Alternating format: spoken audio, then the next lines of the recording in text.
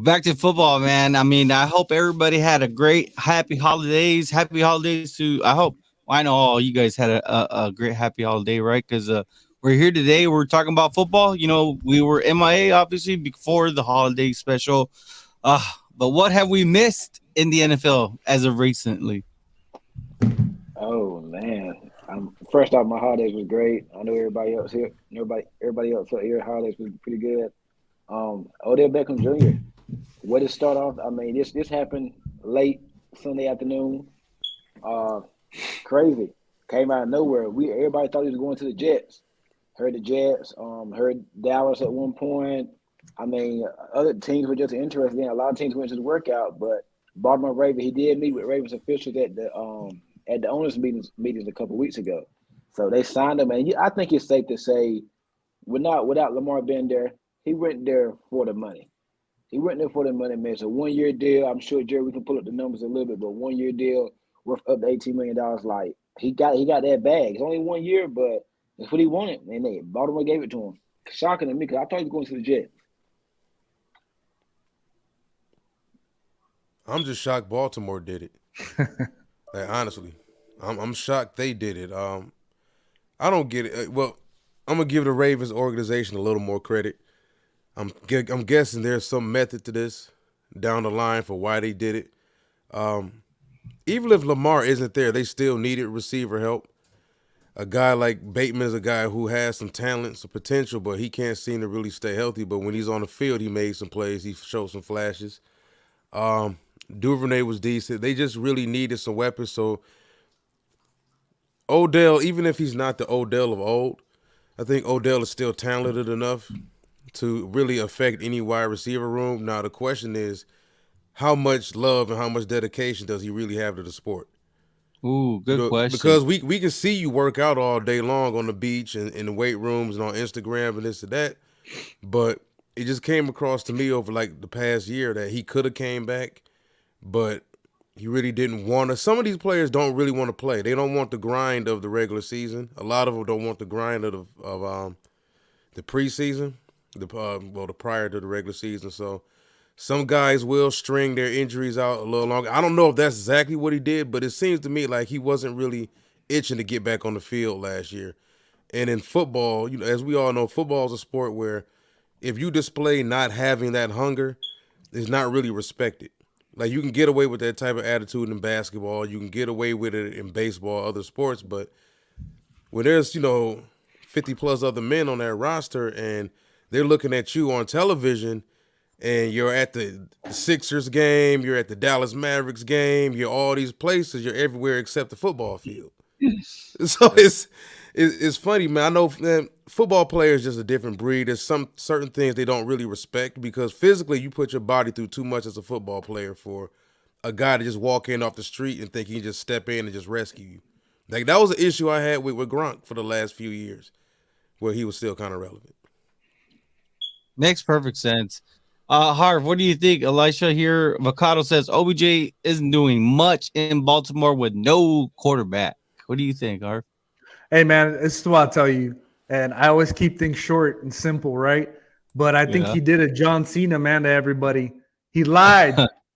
Hey, he know he wanted 20 million. Why do you think he got 18 million? Like he wanted 20 million. Don't lie.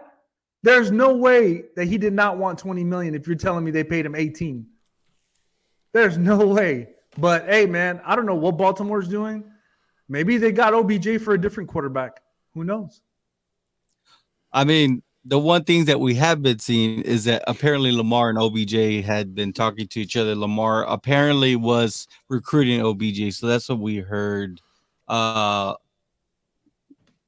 well, what other news has happened in the NFL world? Oh yeah, well, former Buckeye, Ohio State number 3 overall pick Jeff Okuda is now no longer a Detroit Lion. He is newly an Atlanta Falcon, part of that rebuilt Atlanta Falcons defense, along with Jesse Bates, NFL All-Pro safety they got from Cincinnati. So the Falcons are making some solid moves. In the Lions' case, I think it was a situation where this current regime didn't draft him. He was another holdover. I think there's about 3 more players remaining on the team from that last regime. And it's difficult when you struggle. You know, when you're a high draft pick and you struggle the first couple years, new regime comes in, no one's going to cut you slack because you're not one of theirs. I mean, point blank. If I didn't draft you, more than likely I'm not going to give you the same leeway that I'm going to give a guy that I went out and handpicked myself. Jeff had a rough time, man. Jeff had a rough time here. First of all, I think he had no business being the number 3 overall pick. It was a bonehead move by the GM at that point in time. He was a good player. He was the number 1 rated corner on most people's boards. It was either him, not so much AJ Terrell. Terrell turned out to be the best out of that class, but it was him and it was CJ Henderson of Florida, matter of fact. Those were the guys who were considered the best, and neither one of those guys turned out to be, the best. So it's interesting. I'm happy for him. He always handled himself with class here. He never lashed out at the media because we know how the media can be when, you're a high pick and you're not playing well. So he always handled himself as, very classy, as a gentleman with the media. And like I said, he's a guy you got to root for, man. I love his backstory with him and his sister and growing up, how they grew up and everything. So he was a guy I was really pulling for. I hope he turns things around in Atlanta. Does that mean that the Lions are picking a corner at 6? 100%. Man, I don't know. Man, hold up, Jerry. Didn't you hear me bragging? Didn't you hear me bragging earlier on Facebook about how many picks we got, Jerry? I can't. We can do whatever the hell we want. 100%. No. They're gonna have to go to. They're gonna have to go to Detroit to go find out the answer on this one. But I'll let Harv and Kendall chime in real quick, guys. What do you guys think? Do they go with corner at 6? Yes. Thank you, Harvey. Yes, Kendall? I think they go. I think it was a possibility it was going to go corner before this. But I think definitely they go corner now. Christian Gonzalez, Joey Porter, but I'm hoping it's Christian Gonzalez there. But yeah. The only way, Jerry, they do not go corner is if Jalen Carter falls to them. Ooh, man. You know what? I really don't know, man. This draft is I crazy. mean, a lot of teams have taken him off their board. I'm not sure if Detroit is. And you're white, Walt. You're 100% right. Because he would be off my board, 100%. I just don't like somebody, and I get all the things. He's young, he made mistakes, but listen, man, those kinds of things relate to the football field. Look at all the past players and all the problems they've had. The percentage-wise is probably true, but in my opinion, Detroit is the perfect place for him. Let me say that again. Not Detroit. Dan Campbell is the right person for him. Ooh, I could see it. I could see it. Yeah. White Personally, says I don't the know. Lions can afford to take a chance on Carter. The Lions can afford to take a chance on Carter. And Elisha says, "What's everyone's take on the Patriots shopping Mac Jones? Is this for real, Kendall? We've seen it on social. We've seen it on social media. Is I this thought real? Mac Jones was their type of guy. That's all we heard leading up to the draft was he was their type of guy. So what happened? And that's Kendall's guy too. You got this jersey in there. Hey, y'all know how I feel about my guy Matt Jones. I'm a huge Matt Jones fan. Went to his first game last year in his rookie season. I mean, I've heard conflicting reports. I've heard from my own Patriots people that I talk with personally or whatnot that it's not true. My guy Evan Lazar, shout out to Evan Lazar. Mark Daniels from Patriots Media, they shot all of it down, said it's not true or whatnot. But you had PF Pro Football Talk with Matt Florio, what he said and stuff like this. But y'all do know Florio, they don't like the Patriots. Mike Florio, he's a Patriot hater. So he really is. Man, I be hating on my guy Mike, man. Mike always Come on. they hating on Mike, man. If you go back and look, he always says stuff out the blue like that about the Patriots. But I He hates the Cowboys too, man. Yeah. I think it's more crowd. I think he just hates the system. Yeah, He's like the NFL's Jeff Van Gundy, man. Yeah, he is. He really is. But yeah, He's trying to get these kids paid at the rookie when they get there to the draft. He wants the NFL to start paying them for the red carpet treatments. What I don't Yeah. get is that everybody is quick to say, "Hey, Mac Jones probably get traded," but nobody talking about the situation that Mac Jones was in last year. Where you had a defensive play caller, and on Walt, you know Matt Patricia well. He was the coach of the Lions years ago, but you had a defensive play caller and a special teams guy calling offense. Nobody wants to mention that. We just want to go ahead and shoot down and just throw it all at Mac Jones. But you give me one quarterback that could have succeeded in that disaster last year. I don't think nobody would have Kendall, succeeded that. Elisha says, I take offense to you calling that coaching. That was alleged coaching. That was attempted coaching. That's what it was. Walt's on fire today. Walt's on fire today. Zappy, I just woke up. Like I said, then again, pocket presence. Zappy is way better in the pocket, Kendall. Wow. No, Kendall? go ahead, Kendall. No, I interrupted. Go A ahead. lot of that has to do with coaching. We have a new offensive line coach this year. We have, man, I'm telling you, man. Look, I'm gonna say, look, y'all come over to Kansas, Pat Star. I'll talk to y'all about that. Yeah. Hey, Mac Jones is good. The Patriots are bad. Ooh, I don't know. I like that. Well, I had a quick question for Kendall. What Yeah. do you make so is there any truth to the talks about Mac Jones clashing with coaches and the system that was ran and going behind Bill's back and going to his guys at Alabama for help and this and that? That does seem like you undermining your head coach. I don't care if it's Bill Belichick or whoever. Spill the beans, Kendall. Spill the beans. It's truth to that because we saw that on the sideline, all those sideline rants he had last year. So, I mean, you could only imagine what happened behind closed doors. And my thing is, like, I know, like, you don't kind of go behind nobody back and go back to your alma mater at Alabama and ask them about, stuff like that. I know it kind of rubbed people the wrong way, but I kind of like that because it shows me that my quarterback is, like, he knows this mess ain't working. Like, he knows, like, hey, we need to do something else. I kind of like it. Is that your quarterback, Kendall? Is that your quarterback? That's my quarterback. That's my quarterback. That's my quarterback. And I know, like, I like that because it shows me that he cares. He wants to win. I love seeing the sideline stuff. I love it. I love seeing that. I would have a problem if I wasn't seeing it. If he wasn't reaching out to nobody, I would have a problem. I was hoping Jerry would play the video or the audio, but hey, that's my quarterback. That's my quarterback. It's my quarterback. you had a T.O. moment right there. Dwight Thrasher did also say about Jalen Carter, right? But he has the most upside. People passed on Randy Moss because of the off the field issues too. Great point, Dwight.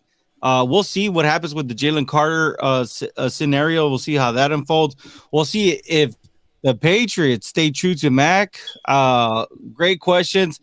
Tune in to Detroit's Ave to find out with Walt if they're going to go with a corner at 6. I mean, there's a couple corners I think up there that Walt and I have talked about that can be a 6. We'll see. You got to tune in there. Harv, what's next? So, the biggest question is who's going to fall out of the top 20 for the 2023 NFL draft? Ooh. Yeah, man. We're getting closer, and everybody has these risers and fallers. So for me, I'm not going to name all the top players, but some of them I kind of went through a bunch of different pages, and I kind of wrote down most of the names that came up. And most of the names that come up were Donnell Wright, Chandler Zavala, Cody Mock, Nolan Smith is coming up too. Then hold on. And then for whatever reason, I can't understand this, but Brian Breesy. I don't know about that. He had a big time name coming out of high school. He was a 5-star recruit. But my question to y'all is who do y'all think will fall out of the top 20, go late 20s, 30s?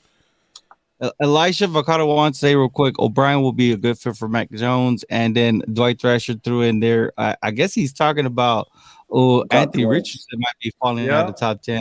And Zay Flowers. Okay. Kendall, I believe you're next. That's going to fall out the top 20. I'm going to go Brian Branch. Safety out of Alabama. I think he's going to fall out of the top 20. I still think he'd be a late first rounder, but just not in the top 20. Maybe like in that 28 to 32 range. Brian Branch. I think a lot of teams still value him Versatility wise, as a safety slash guy who can cover in the slot. If you compare him to a similar guy from last year, which was Dax Hill, the safety from Michigan, another guy who could cover some slots, could play safety, could blitz, could do everything. Dax got drafted by Cincinnati at the end of the first round. I think he's a better athlete and a better player than Branch was. So I think it's all based upon who really values him like that. But as far as guys I think could fall out, I agree. I never thought Brees should have been ranked as high as he is. Well, at least as high as he was. The production wasn't there. And credit to what Jerry had just said. We have a tendency, I think, well, at least the NFL does, of always attaching memory to evaluating these players. Okay, well, he was the number one this coming out of high school. He may have didn't produce for 3 years, but it doesn't matter because this is the talent I remember. And I never saw the recruit that everybody, they put him out to be. He was a good player. Don't get me wrong, but I never understood the top 5, the top 10 love he was getting. And another guy I think is Porter. Joey Porter Jr. I've seen him falling out of some mock drafts. I've seen him fall to maybe the 3rd corner picked, maybe the 4th. And it's mainly because him and Gonzalez and guys like Deontay Banks, Forbes, all of those guys height-wise are kind of like in the same range. Out of all those guys, he's kind of like the stiffest.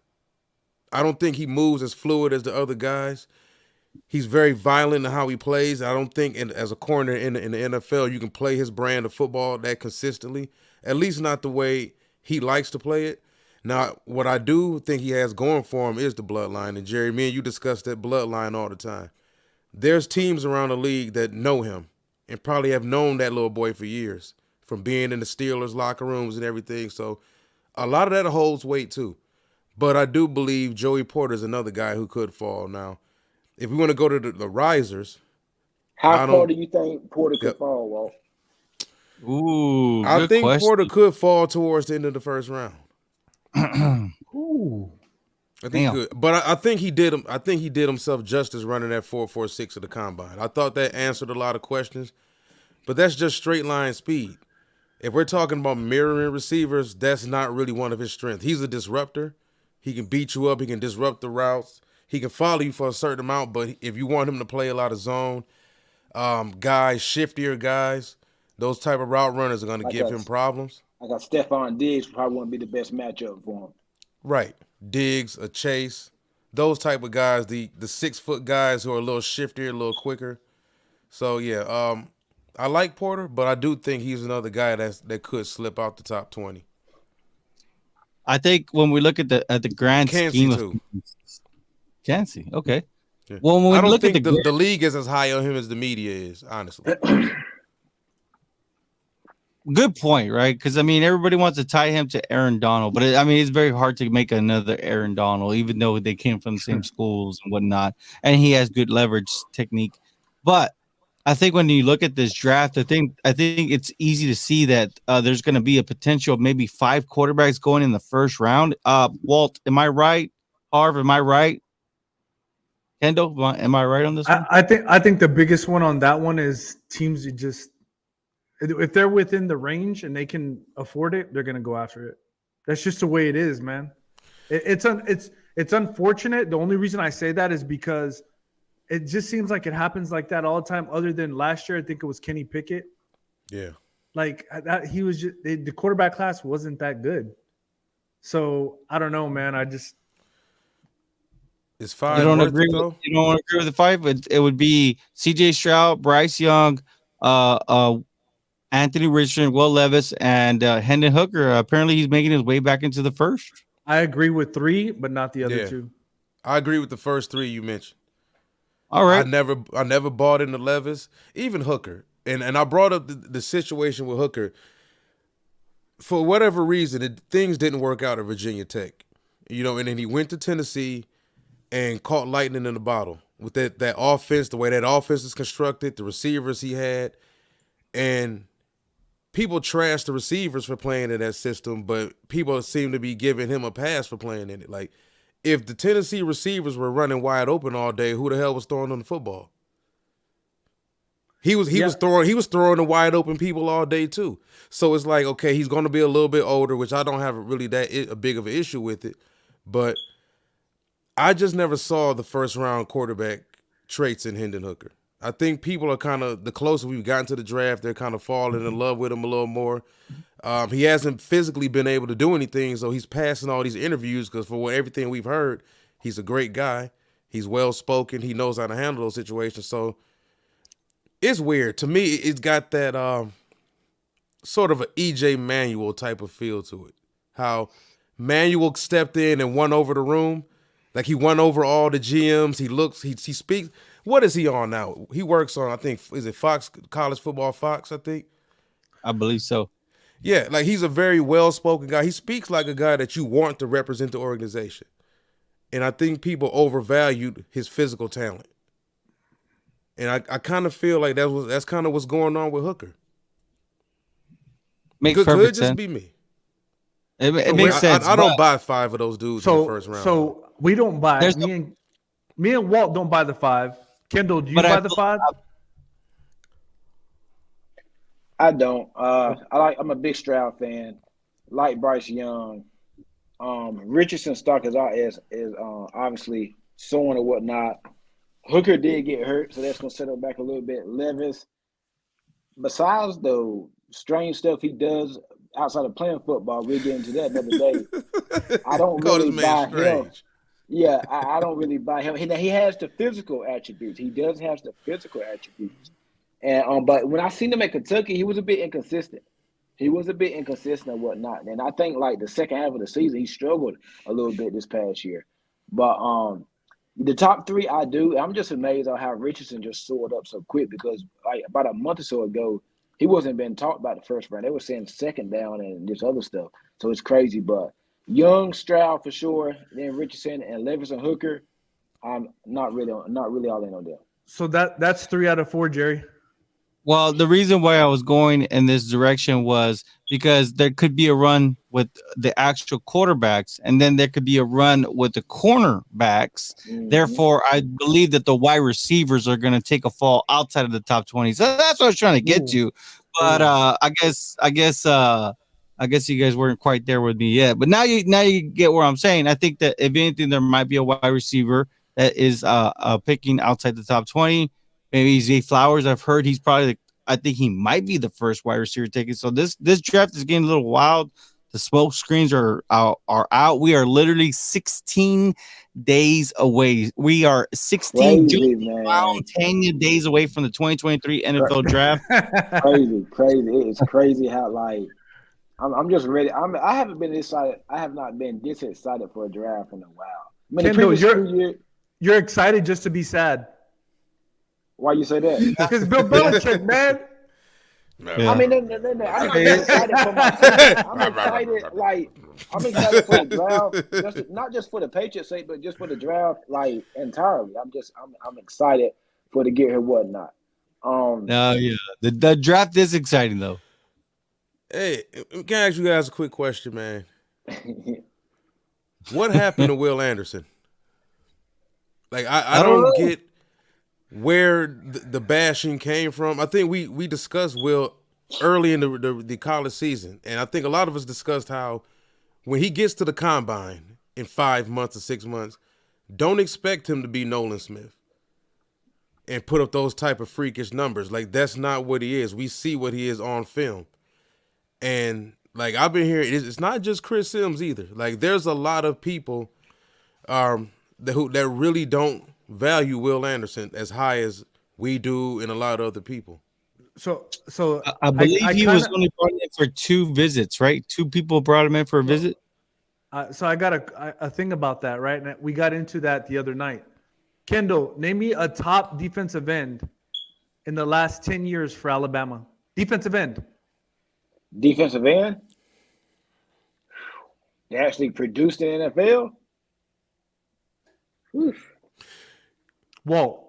It's weird though because like within Alabama's defense, they don't really depend on their edge rushers as much. They're more of a linebacker impact based defense. Yeah. So is he a defensive end or linebacker? I think he's a linebacker. I've been saying that forever. I think he's an off-ball linebacker. You see what I'm saying? I can't name one. The only two I can name are Cornelius Bennett and Derek Thomas, and they are not even the 2000s. Yeah. All right, now you're talking about linebacker Dante Hightower. Who He would else? turn out to be a good player. Ronald McLean, right? Yeah. And who's the other? Well, yeah. All of those guys were prior to the last few flameouts, and I think he's being Yeah. tied to the last flameouts. Which And was, and I think that's what's going on, Walt and Kendall. That's just my opinion. I think they're trying to figure out, like, I don't know. I think is he that's what's Dylan going on. Moses? Is he Christian Harris? Is he Reuben Foster? And that's not remember fair. Anthony Jennings, when he was coming out of whatnot, he had a lot of hype on Anthony Jennings with the Patriots. Now, has it really translated to the NFL? Was a second round pick, I believe, in 2020, second round pick. But he was hurt his first year. He has the physical, he has the talent to come off the edge and can stop the run. But he hasn't came out and just have the biggest numbers as of yet. He's still young or whatnot. But Alabama, you're right.